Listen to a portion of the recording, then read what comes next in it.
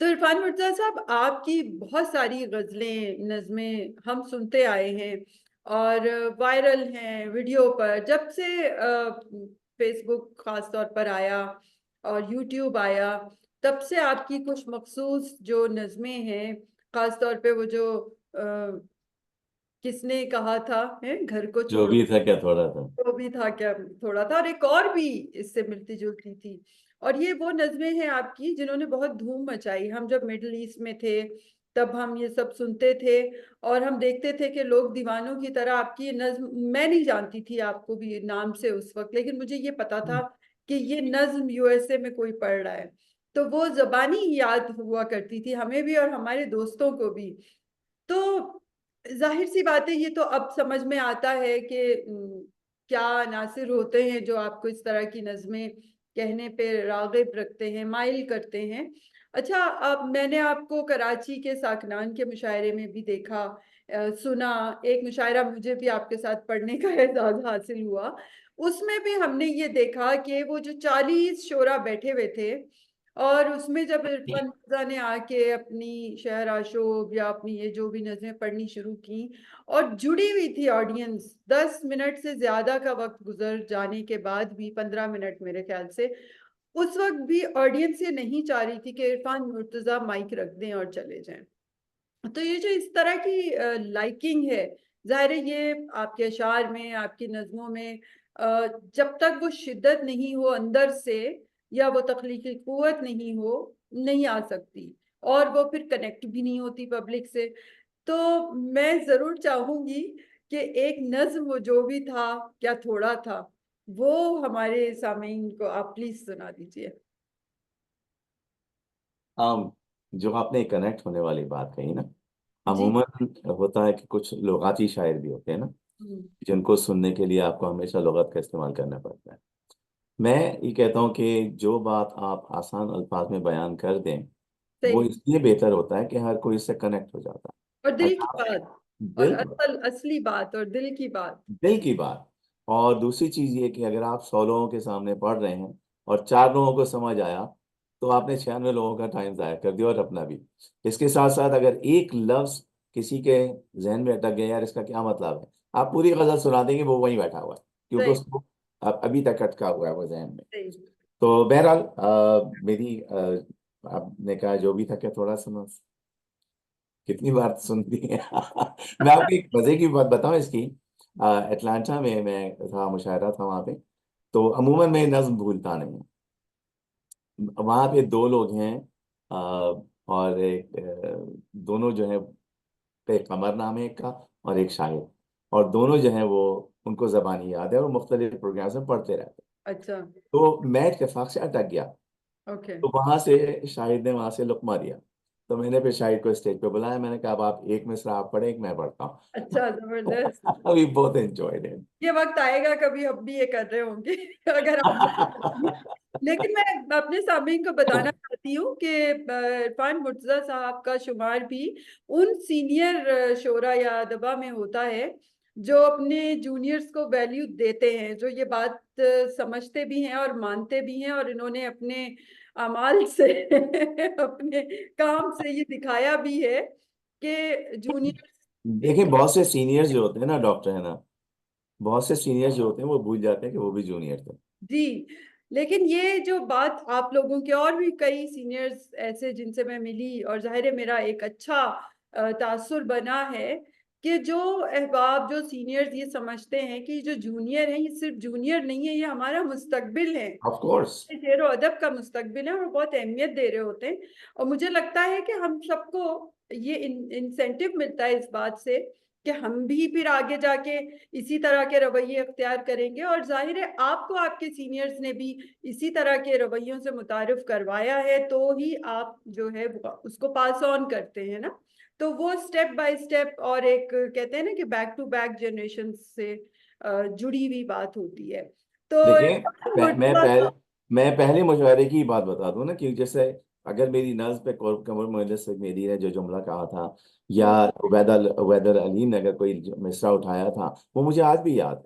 सही। क्योंकि ये आपका फ्यूल होता है। मैंने सही। अमूमन यही देखा है कि मुशायरों में खास खुसूसन जो जो हम्म, बुजुर्ग शोरा कहलाते हैं, वो हम्म, बुज बन के बैठते हैं। सही। आप पढ़ते रहें और उनके मतलब वो हाँ, हिलेंगे भी नहीं। कुछ भाई आप उनकी हिम्मत अफजाई करें, सही। क्योंकि किसी ने कल परसों आपकी भी तो हिम्मत अफजाई की, सही जब भी बात तो है, आप बिल्कुल पहुंचे। बिल्कुल। तो मैं अच्छा, नज्म पेश कर। तो अब यहाँ नज्म तो हमारी बढ़ती जा रही है आगे, नज्म की भी सुनेंगे तो हम जरूर, आपकी जान तो नहीं छूटने वाली। लेकिन एक अहम बात ये है ना कि जब आप अपने जूनियर्स को अहमियत देते हैं, अब जैसे आपको अच्छे सीनियर्स मिले, तो जो नेक्स्ट जनरेशन आई, जो अगली नस्ल थी, वो आप जैसे कराची में भी और यहाँ नॉर्थ अमेरिका में भी लोग मौजूद हैं, और फिर अपने बाद वालों को भी आप लोग उसी तरह से लेके चल रहे हैं। बिल्कुल। मेरा शुमार भी उन्हीं में होता है। सामीन, इरफान मुर्तजा साहब का ताल्लुक भी 80 के दिहाई के शोरा से है। 80 की दिहाई जो है, और 70 की भी, एक बहुत ही जरखेज नस्ल तख्लीकी मिजाज की सामने आई, और इनकी तरबियत भी बहुत अहम लोगों ने की, जैसा जिनमें जोन एलिया और उबैदुल अलीम और बहुत सारे नाम हैं कि अगर मैं गिनवाऊं तो इस वक्त फिर हम इरफान मिर्जा से बात तो नहीं मुकम्मल कर सकेंगे।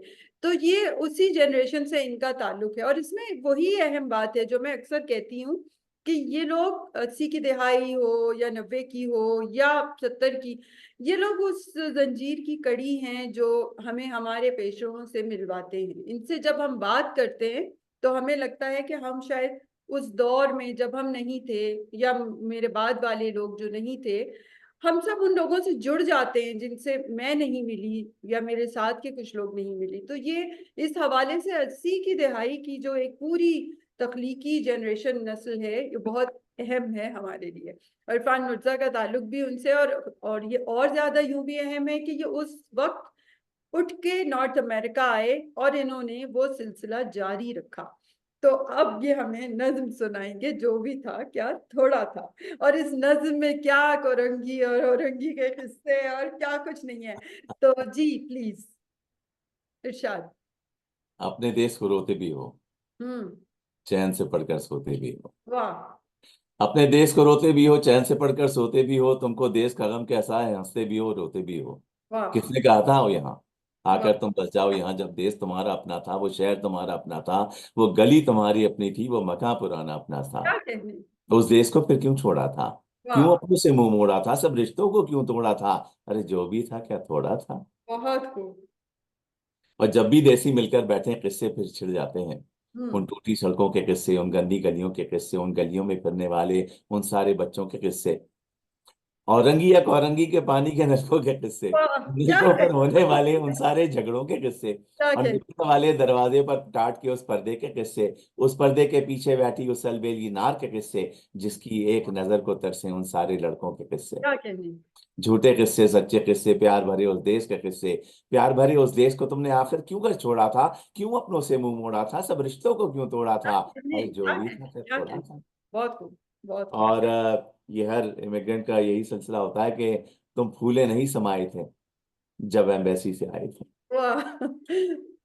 तुम फूले भूले। नहीं समाये थे जब एम्बेसी से आए थे, हर एक को वीजा दिखाते थे और साथ ही कहते जाते थे, चंद ही दिनों की बात है यारो, जब मैं वापस आऊंगा साथ में अपने ढेर से डॉलर और पत्ता भी क्या लाऊंगा। कहने। ग्रीन वाह। कार्ड को कहते हैं ना, हम्म। पत्ता भी लाऊंगा। तुमने वाह। कभी ये सोचा होगा क्या क्या कुछ परदेश में होगा? अपने देश के होते सोते और वतन को रोते रोते देश को तुम परदेश कहोगे और परदेश को देश कहोगे। वाह। देश को तुम इल्जाम भी दोगे, उल्टे सीधे नाम भी दोगे। अरे देश को तुम इल्जाम न दो, उल्टे सीधे नाम न दो। देश ने तुमको छोड़ा था या तुमने देश को ये छोड़ा देश था? को क्यों छोड़ा। अपनों से मुंह मोड़ा था? सब रिश्तों को क्यों तोड़ा था? अरे बिल्कुल। जो भी था क्या थोड़ा था? बहुत खूब। बहुत खूब। क्या कहने। देखिए कितनी दिलकश नज्म है, और जितनी बार इसको सुना जाए उतनी बार लगता है कि मजीद दोबारा भी सुनेंगे इसको। और अच्छा, एक ये जो कोरंगी औरंगी की जब बात हो रही थी और देश के किस्सों की बात हो रही थी, तो मुझे एकदम से एक बात याद आ गई, जो मेरे और इरफान मिर्जा साहब के दरमियान मुश्तरक है, लेकिन मैं बताना जरूर चाहती हूँ। वो है दिल्ली कॉलोनी। कराची का। कराची का दिल्ली कॉलोनी। और जो क्लिफ्टन में कहकशां के पीछे बहुत ही मशहूर जमाना। तो जब मैं मुझे जब इरफान मिर्जा साहब का जिक्र आता है तो मुझे दिल्ली कॉलोनी जरूर याद आती है। और नहीं, अब तो अब एक उसे कराची का दिल्ली कॉलोनी, आप कराची का न्यूयॉर्क कहें, कि जिस तरह उन्होंने बिल्डिंग बना दी है वहां बिल्डिंगें पे। तो बन गई हैं, लेकिन आज भी वहां पर वही रेशम गली है, वही अमीनिया स्कूल है, वही बिल्कुल, जमीयत इस्माइल अल्लाह वाला स्कूल है, वही नजम स्कूल है, वही जमीयत अस्पताल है। मैं आपको मजे की बात बताऊं, हम्म। मैं अभी पाकिस्तान जब गया तो मैंने अपने दोस्तों से कहा, मैंने कहा मुझे दिल्ली कॉलेज जाना है और मुझे हर गली में वॉक करना कितने है। तो मजे कह की। रहे हैं क्यों? मैंने कहा बस मैं सोच के आया हूँ, मैंने यही करना है। तो वो हम्म। मुझसे कहने लगा, तो हम जब वहां गए तो कहने लगा, यार हमसे वॉक नहीं हो रही, तुम क्या करोगे?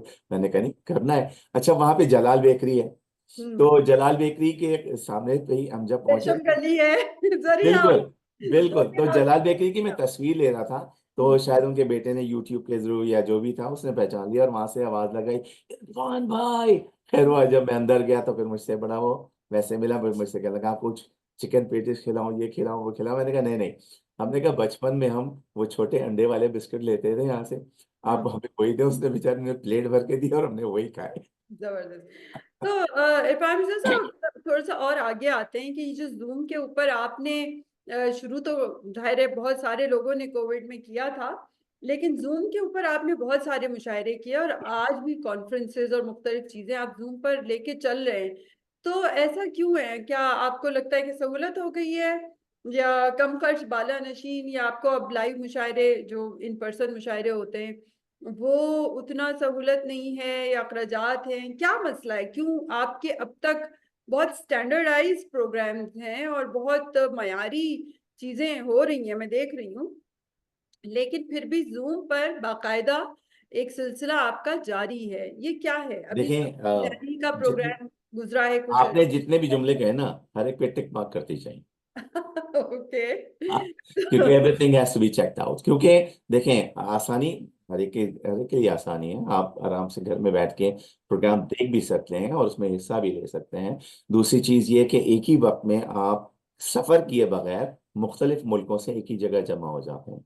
ओके। अब हमने जो उर्दू कॉन्फ्रेंस की थी, 2 रोजा उर्दू कॉन्फ्रेंस, जो 48 घंटे चली हम्म। और मुसलसल चली, दिन रात चली, हम्म। तो हमने वो सारे प्रोग्राम रिकॉर्ड करके और हमने उसको रिकॉर्ड यूट्यूब करके में, चला है, और ये तो उसको फिर हमने बहुत बिल्कुल, बहुत मुश्किल काम है। This is not something easy no to it was not. Mona साहब और मैंने मिलकर ये प्रोग्राम किया था, और यकीन जाने हमारे आपस में भी बड़े, डू। शहाब साहिबा ने। ओके।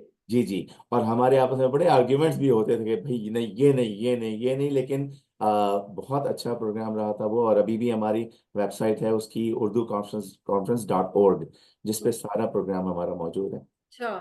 तो लेकिन मैं, ये फिर ऐसा नहीं है कि कोई टीवी चैनल जैसा कि चल रहा है, जैसे जैसे हमारा सिंध पुलिस FM 88.6 की फेसबुक वॉल चल रही है या यूट्यूब चैनल चल रहा है, ये फिर इस तरह हो जाता है ना, ये तो डिजिटल हो गया सारा। जी, वो जो इन पर्सन की, जो कि आदमी की और जो मिलने की वो जो बात है, वो तो वो सब अपनी जगह है। जब तक कोनी से कोनी नहीं लड़ेगी, जब तक मुशायरा वो नहीं बनेगा। रिप्लेस नहीं हो सकता। देखिए, कोई। अजीज अहमद कार्टूनिस्ट मरहूम, राइट, वो मेरे बराबर बैठे हुए थे हम्म। और बड़े बहुत ही मजेदार आदमी थे। हम्म। तो जब कोई वो पढ़ता था ना, शेर कोई अच्छा पढ़ता था, तो मेरी कमर में जोर से हाथ मारते थे, कहते वाह वाह वाह वाह, क्या शेर का है। मैं कहता, अजीज भाई मैंने नहीं कहा, उससे कहा, उसको मारे जाके। कितने मजे की बात है। सही। तो तो ये इस ये किस्म तो की चीजें आपको तो ऑनलाइन नहीं अलग मैसर हो सकती ना।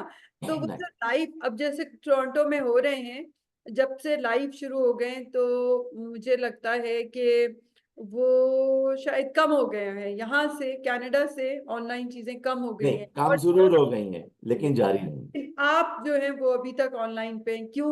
आप जो हाँ, है कंजूसी पर आ गए हैं? नो, हम तो दोनों कर रहे हैं। हमारे लाइव प्रोग्राम्स भी बहुत हो रहे हैं, ओके। हमारे लाइव प्रोग्राम्स हो रहे हैं, बल्कि अभी तो, अभी मेरी किताब का प्रोग्राम हुआ तो उसमें कितने 450 लोग थे। ओके। लेकिन हाँ, उसमें पाकिस्तान से, इंडिया से किसी को बुलाया था आपने? उस वाले में नहीं बुलाया था, नॉर्थ इसलिए कि अमेरिका? वो प्रोग्राम मेरी किताब का था। हमारा ही होता है, है ना, हमारा ही होता है कि अगर किसी की भी किताब का अगर हम इफ्तिताह कर रहे हैं ना, तो जब आप किसी की किताब का इफ्तिताह कर रहे हो, किसी और बड़े नाम को ना बुलाएं, ओके। क्योंकि वो उस किताब के जो जो शायर या अदीब है, उसके साथ ज्यादती हो जाती है। ओके। तो ओके। इसलिए हमारा जो पूरा जो कंसंट्रेशन होता है, वो उसी शख्स पे होता है जिसकी तकरीब हो रही हो, जिसकी शाम हो रही हो, जिसके बारे में प्रोग्राम हो रहा है। राइट। और लाइव प्रोग्राम हमारे काफी हो रहे हैं, बल्कि अभी और भी स्केड्यूल हैं, देखती आपसे एक रहिए। लफ्ज मैंने सुना था, मुझे आज भी याद है कि कुछ ऐसे नाम जो इंटरनेशनल मुशायरे आप लोग करवाते हैं और पाकिस्तान से, कराची से, लाहौर से जब शोरा को बुलाते हैं, तो आपने मुझे एक लफ्ज कहा था, डोर क्रैशर, कि कुछ शोरा होते हैं जो डोर क्रैशर होते हैं, हम उनको गेट मनी पोएट भी कहलाते हैं वो, हैं। Get money poet. या तो ये जो है, ये क्या अभी भी ये सिलसिला है कि नहीं, अब आपने इस चीज को छोड़ दिया है? हमने कभी भी इस पर कॉन्सेंट्रेट नहीं किया, ओके। इसलिए इसलिए कि अव्वल तो हम अमूमन हमारी जो ऑर्गेनाइजेशन है, हम लोगों को बहुत कम पाकिस्तान और इंडिया से बुलाते हैं या हम्म। किसी और जगह से।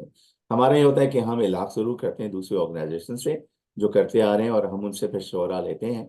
वो अलग चीज़ है। लेकिन दूसरी चीज़ ये है कि क्योंकि हमारी जो सोसाइटी बेसिकली जो बनी थी ना, वो यहीं के लोगों को, नॉर्थ अमेरिका के शोरा को और अदीबों को प्रमोट करने के लिए बनी थी, क्योंकि यहाँ उनको कोई रिप्रेजेंटेशन नहीं थी।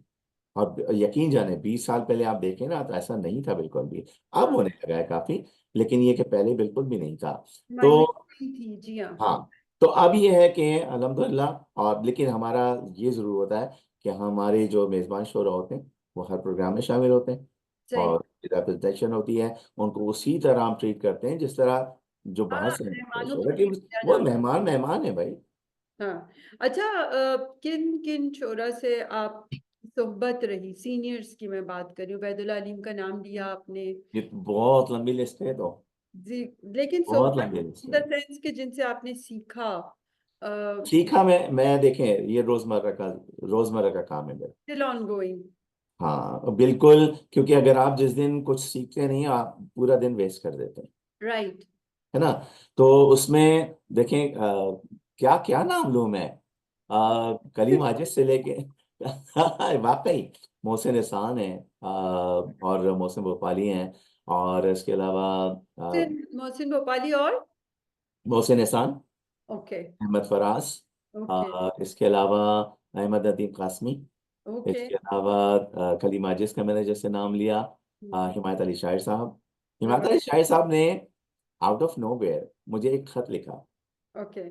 अच्छा, मेरी इतनी ज्यादा वाकफियत नहीं थी उनसे, हम्म। तो फिर उन्होंने मुझे खत लिखा, और इतना खूबसूरत खत था वो, कि वो हाँ। मेरे मेरे वेबसाइट पे भी मौजूद है, मैंने सेव किया हुआ वो अपने पास। तो उन्होंने बहुत ही बेतकल्लुफी से, और बहुत ही मतलब जैसे एक अपने छोटों के साथ कोई बात करता है ना, बहुत हम्म। अच्छा लगा था मुझे। वही मैंने कहा ना कि वो जो तरबियत है ना, जो आपका रवैया है अपने जूनियर्स के साथ, ये इस बात को जाहिर करता है कि आपको उस तरह के रवैये मिले, जो कि आप उसको आगे बढ़ाते हुए, आपको कोई उसमें, आप कतराते नहीं है, आपको कोई डर खौफ नहीं है कि अगर मैं किसी और शायर को आगे ले आऊंगा तो मैं कहाँ जाऊंगा। आप सुबह ही पाकिस्तान के एक नस्लगार हैं, उनसे मेरी बात हो रही थी, तो उन्होंने गुफ्तगू के दौरान कहा, और पहली बार गुफ्तगू हुई थी मेरी उनसे, तो हम्म। मुझसे कहने लगे कि मैं ज्यादा पढ़ा लिखा नहीं हूँ। हम्म। तो मैंने उनसे ये कहा था कि तालीम से ज्यादा तरबियत का काम होता है। हम्म। बहुत अच्छे नस्लगार हैं वो। कहने का मकसद ये है कि लोग समझते हैं कि सिर्फ कॉलेज की डिग्री लेके इंसान सब कुछ सीख लेता है, नहीं। ये जो राइट। तरबियत होती है ना, जो जो माँ बाप से शुरू होती है, घर से सही। शुरू होती है, और सही। उसके बाद आपके असातिज़ा हैं, फिर आपके आपके जो सीनियर्स हैं, ये सब चीज़ को आपको अब्जॉर्ब करना पड़ता है, सही। और फिर जो चीज़ अंदर जाएगी वही बाहर आएगी। और पाकिस्तान कितने कितने अरसे के बाद आते हैं? आओ। अम जब दिल करता है आ जाते हैं या नहीं है, दिल तो हर रोज करता है। ओके।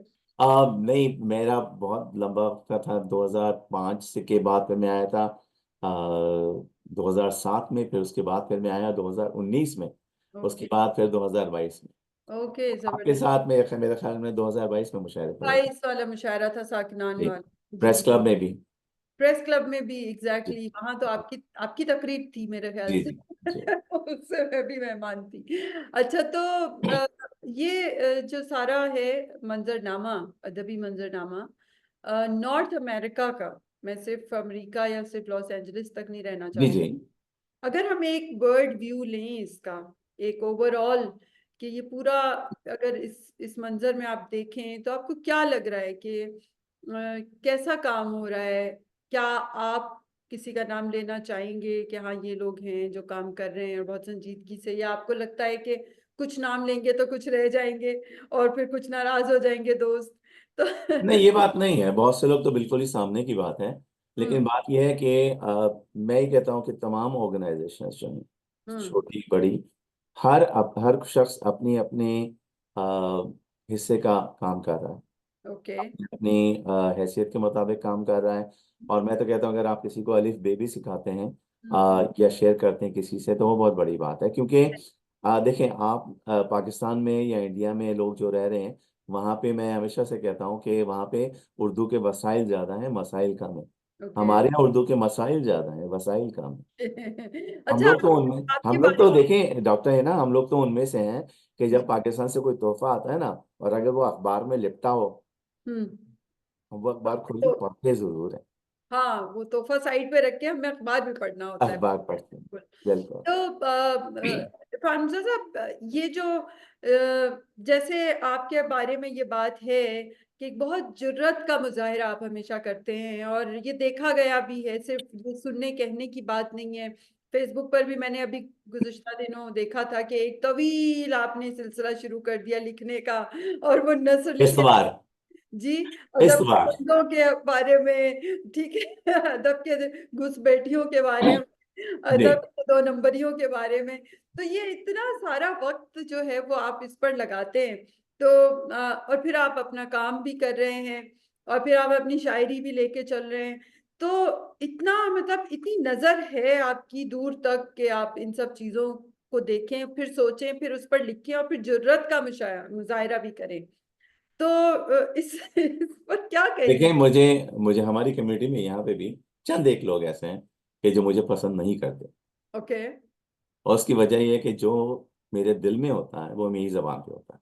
हम्म। ठीक है ना। आई मसले कैन में नॉट बी। पसंदी नहीं है, या फिर हाँ, आप इसको क्या कहेंगे कि जरूरत से ज्यादा सच बोलना गले में ना पड़ जाए? ये जरूरत से ज्यादा सच नहीं है। जरूरत से ज्यादा सच नहीं, जरूरत से ज्यादा सच जो होता है वो भी गलत हो जाता हाँ, तो आपको लगता है कि आपको लग रहा है कि आप अदब के कल्चर में अपना हिस्सा डाल रहे हैं, इस तरह की भी अगर आप बात कर रहे हैं जरूरतमंदाना। है। देखें, जो मुतशायरों की, ये मुतशायरात की बात होती है ना, जब आप शुरू से अब ले लें, आपको कोई ऐसा नाम याद है या किसी का ऐसा शेर याद है कि जो मुतशायर रहा हो? नहीं, ये है, वक्ती लोग होते हैं। याद है।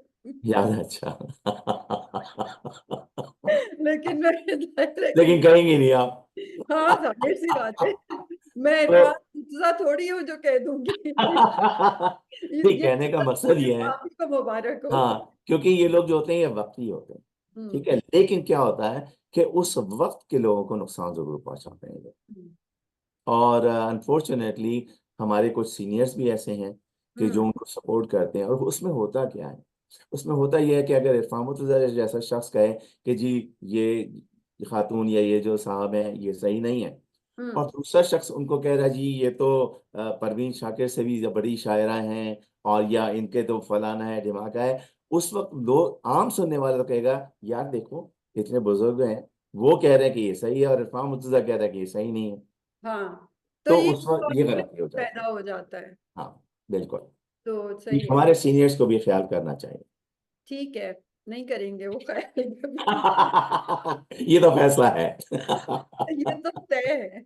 बिल्कुल बिल्कुल। अच्छा, तो अब ये बताइए कि गजल की जानिब आप, मैंने तो खैर आपकी नज़में मुझे ज्यादा पसंद हैं, लेकिन मैंने आपकी गजलें भी पढ़ी हैं और सुनी भी जी। हैं।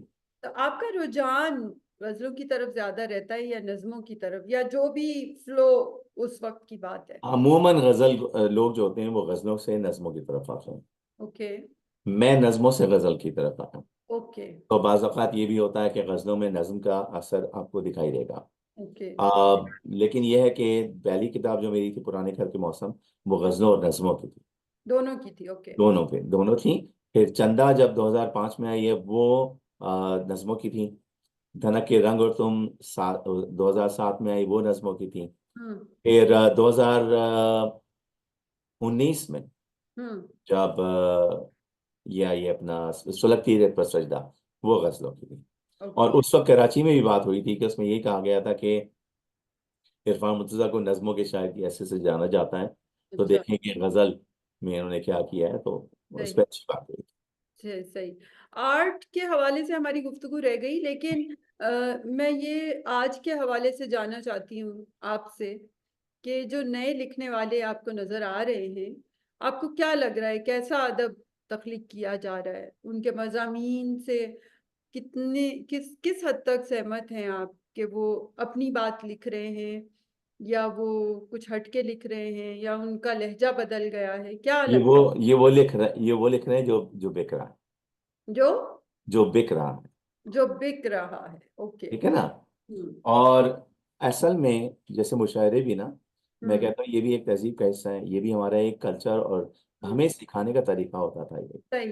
के पुराने पुराने लोगों में अगर आप बैठे हो तो वो तो कहते थे भाई कि आप ताली न बजाएं, आप वाह वाह करें या मिसरा उठाएं। अब तो बहुत से लोगों को यही नहीं पता होता मिसरा उठाना किसको कहते हैं। सही बात है। है ना। हाँ। तो ये जो तरबियत है ना, ये मुशायरों में और नशस्तों में हुआ करती थी और होती है अभी भी। ऐसा नहीं कि नहीं होती। बिल्कुल। लेकिन क्या है कि जो अब नए लिखने वालों में बहुत से ऐसे नाम उभर के आए हैं हम्म। कि उनके पास टैलेंट है बहुत, ओके। जहन भी है, हम्म। अल्फाज भी हैं, सब कुछ है। हम्म। लेकिन क्या होता है कि बाज औकात वो दूसरी तरफ निकल जाते हैं। राइट। क्योंकि जब बात आप अपने, बताने निकल जाते हैं। हाँ, जिस तरह आपने शुरू में कहा ना कि लोग काम कम कर, अब काम कम कर रहे हैं, नाम ज्यादा बना रहे हैं। ओके। पहले लोग काम ज्यादा करते थे, नाम खुद ब खुद बनता जाता था। सही। ये अब चीज, लोग काम करते हैं नाम बनाने के लिए, नाम बनाने के लिए। मेहनत करते हैं नाम बनाने के लिए। बिल्कुल। पहले, आपका कहना है कि पहले लोग मेहनत करते थे काम करने के काम लिए। के लिए वो आने वाली नस्लों का ख्याल करते थे ना, ओके। या। इस वजह से। ठीक है। ये, सही। कोई गजल के कुछ अशार अगर आप चाहें मैं आपको एक नज्म सुनाऊं, फिर सुना? गजल के दो तीन शेर पता सुनाऊंगा। कीजिए। एक नई नस्म है, यादों का बाजार। ओके। तखय्युल के हर एक कोने में यादों की दुकानें। वाह। तखय्युल के हर एक कोने में यादों की दुकानें हैं, मैं अक्सर इन दुकानों के थड़ों पर जाके तन्हा बैठ जाता हूँ। वाह। क्या कहने। दुकानों पर जो साइन बोर्ड हैं वो सबके सभी मुख्तलिफ हैं। हम्म। कहीं लिखा है बचपन की हंसी यादें, यादें यहाँ मिलती हैं ले लीजिए। हम्म। कहीं पर घर के आंगन की महक बिखरी है और कोई उसी आंगन के पेड़ों पर टंगे झूलों की मोटी रस्सियां रखे हुए हैं। वाह। बड़ी सी एक दुकान भी है हम्म। जहां माँ की दुआएं बहुत तरतीब से रखी हुई हैं। क्या कहने। और इन सारी दुआओं में तरक्की की, मेरी सेहत की और ईमान की इतनी दुआएं हैं कि मैं गिन ही नहीं सकता। क्या कहने, क्या कहने। वाह। और उसके साथ वाली एक दुकान में हम्म।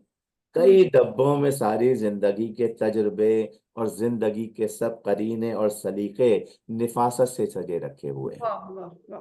क्या कहने। और एक दीवार पर अब्बा की एक तस्वीर भी लटकी हुई है। वाह। बराबर में कई छोटी दुकानें हैं और उन पर कुछ शरारत से भरी बातें, सताने और चिढ़ाने का भी कुछ सामान मिलता है। हम्म। मैं अक्सर इन दुकानों पर चला जाता हूँ, यहाँ की खुशबुओं से अपनी बाजी और आपा की मुझे छोटी बहन की मोहब्बत याद आती है। वाह।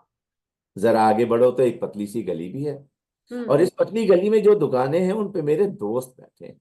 क्या कहने। किसी के हाथ में बल्ला, किसी के हाथ में गिल्ली, हथेली पर किसी के बेल बट्टी और किसी के हाथ में तितली। कोई हाथों में अपने कुछ पटाखे लेके बैठा है तो कोई साथ बचपन के नजारे लेके बैठा है।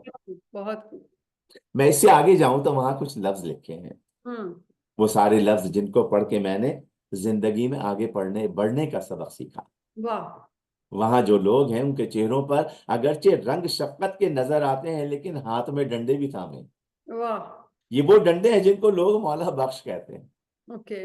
इन्हीं डंडों की बरकत है, इन्हीं शफकत भरे चेहरों का ये एहसान है मुझ पर कि मैं कुछ बन गया हूं, क्या। मगर मैं कुछ नहीं था।